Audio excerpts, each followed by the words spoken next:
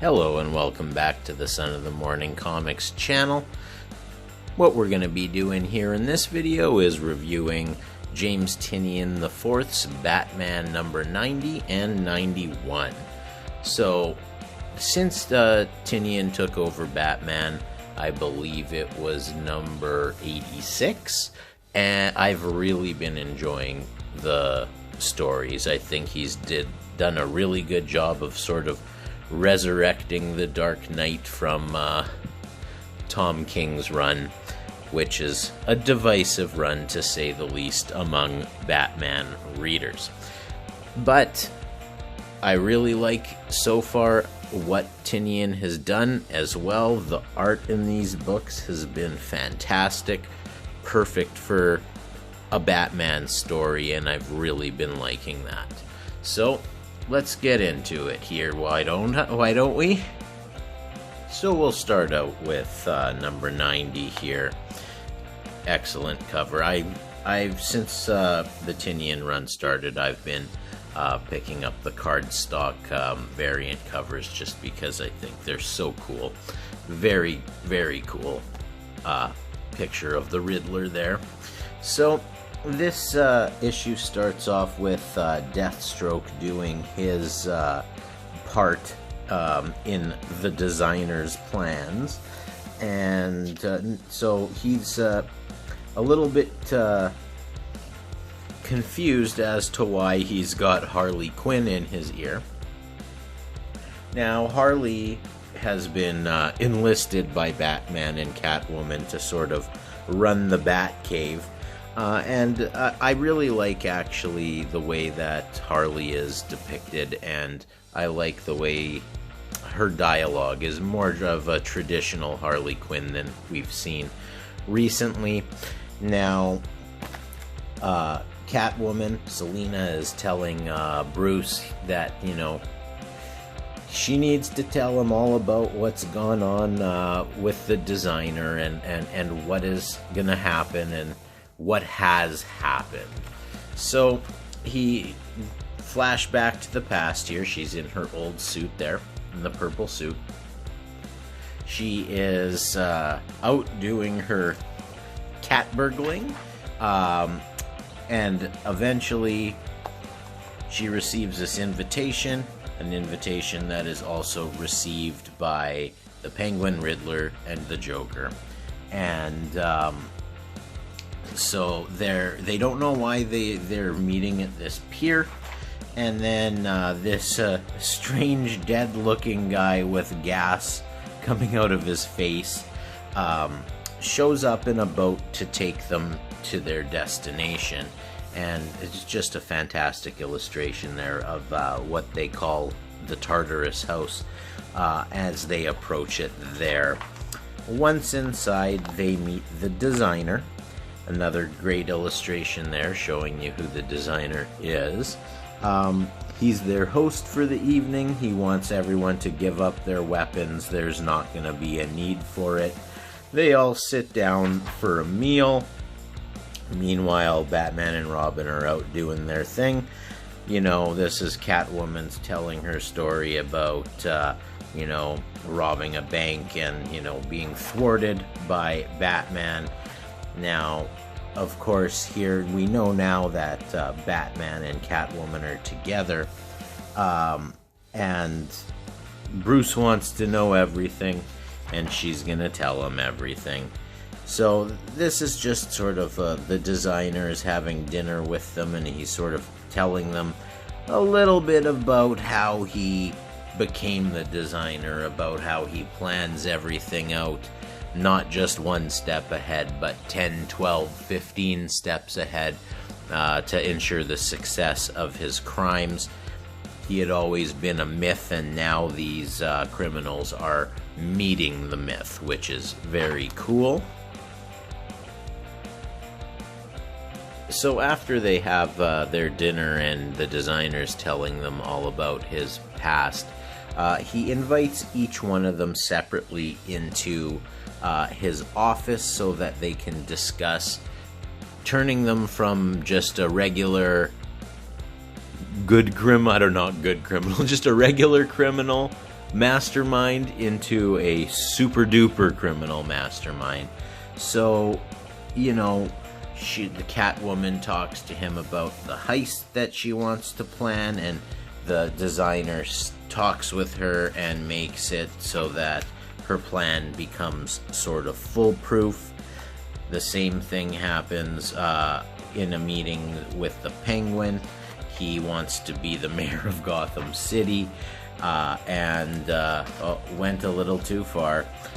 Wants to be the mayor of Gotham City, and so the designer is going to show him how to do that. The Riddler also wants power. He's going to show him how to do that with his, 10, 12 steps or whatever.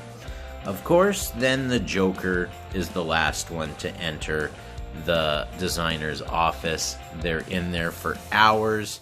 Catwoman notes that it must have something to do with the depravity of the Joker, that it, as the designer is helping him design the plan, the Joker just keeps going further and further with it, to the point where the designer has seen enough. And then he orders his dead gas-faced people to attack and kill our criminals that we know and love so well. Unfortunately for the designer, the Joker didn't give up one of his guns, and he shoots everybody and kills everybody, excluding Penguin, Riddler, and Catwoman. But he does, in fact, shoot the designer.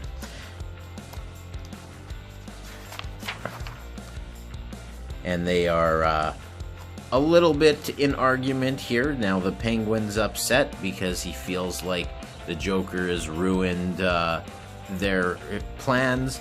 The Joker's more like, I just saved your life. They're all kind of a little bit shaken up about this. They agree that they're never gonna speak about this again. They were never there. They want the designer to stay a myth. But what is definitely noticed is that the Joker has turned even more sinister after he, kills the designer and burns down the house.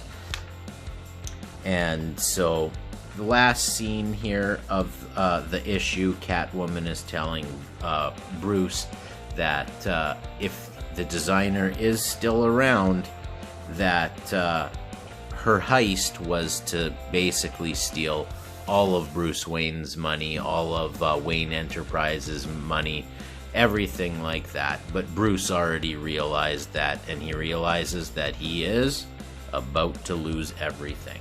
And so that was issue number 90, which I very much enjoyed. And we'll move along to issue number 91.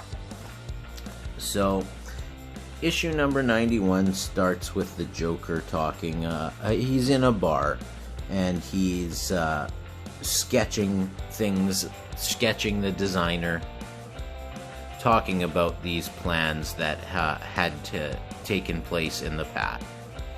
He's talking about how, like, all of the other criminals, the other three, about what their plans were with the designer, how the thieving cat wanted to be the richest person in the world, how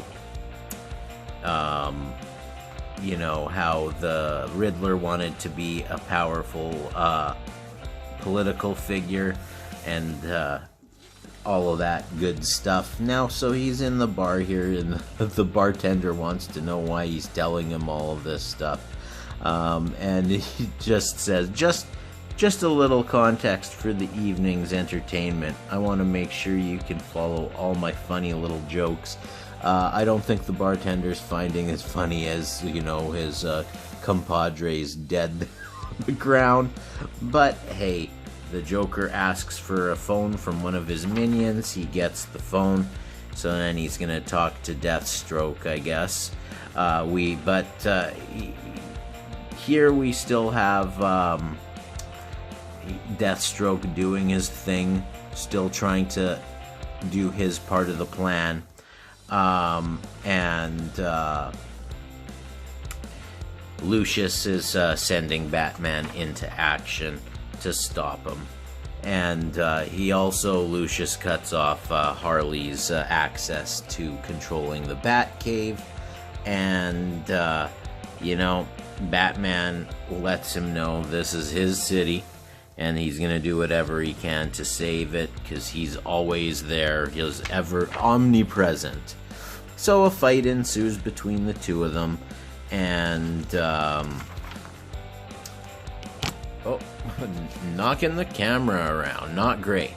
So this fight continues, and then we flip back to, the Batcave where Harley and Catwoman are there, and they have a little bit of banter there, and Harley asks if what's under that spooky bat mask, and Catwoman remarks, "I know who he is." Obviously she knows who he is, and Harley just makes some funny sort of comments about how wouldn't it be more fun if they were just staying masked when they were together. I really like the way Harley has been treated in this run since Tynion took over. Now, so they go and they're gonna go and get the assassins that they need that are locked up. They go inside, and they're all gone. And all of a sudden, there's TV screens everywhere, and the designer is talking to them, and he says, "Now let the games begin." And so Catwoman tells the designer that Batman knows her part in everything, and so that, the cat's out of the bag, so to speak. But then, of course, these designer gassed soldiers come in to fight them. And so we flip back over again to the battle here with Slade and Batman. And Batman asks him to look down. There's millions of people. Batman will always be there to save them. And then Batman grabs a hold of him and jumps off his little bat ship, whatever you want to call it. And they're flying towards the ground. And Slade knows that Batman's not actually going to let them die, which he doesn't. But back to Catwoman and Harley. They're fighting off all of these of the designer's minions. Catwoman rigs up the board in the motherboard in the room to blow up certain tiles, grabs Harley and gets out of there, blows up everything else in their wake. Harley and Catwoman survive, and now Harley wants to know how Catwoman is going to stop the designer from stealing everything, and her response is she's gonna steal it first. And so, as I mentioned, Batman does shoot up a batarang, and they do crash to the ground, but not with enough velocity to kill them. At which point, the designer is on another screen, and he remarks, "No, I don't think so. Your part of the design is over, Deathstroke. You can step to the side now. Your contract is terminated." So I guess Deathstroke has served his purpose, and the designer doesn't want anything more to do with them. And the cops show up, but they are gas-breathing designer cops. And they have to fight them off. And then here we have the designer again saying, "How are you feeling, Batman? Are you up for another game? You must be getting tired now." "I know," and he said, "I know I am."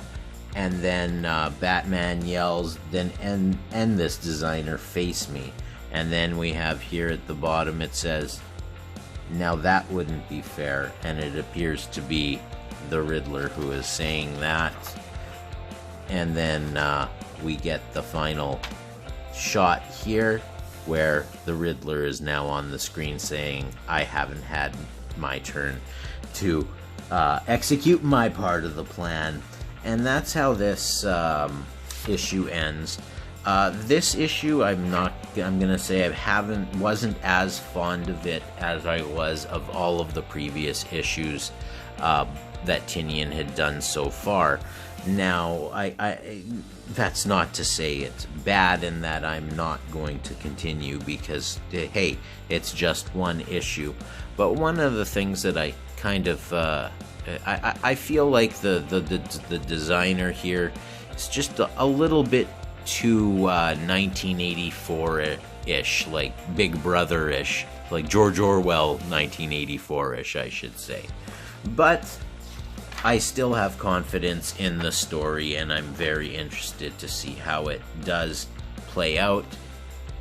This one had fantastic art in it. Both of these do, both great covers.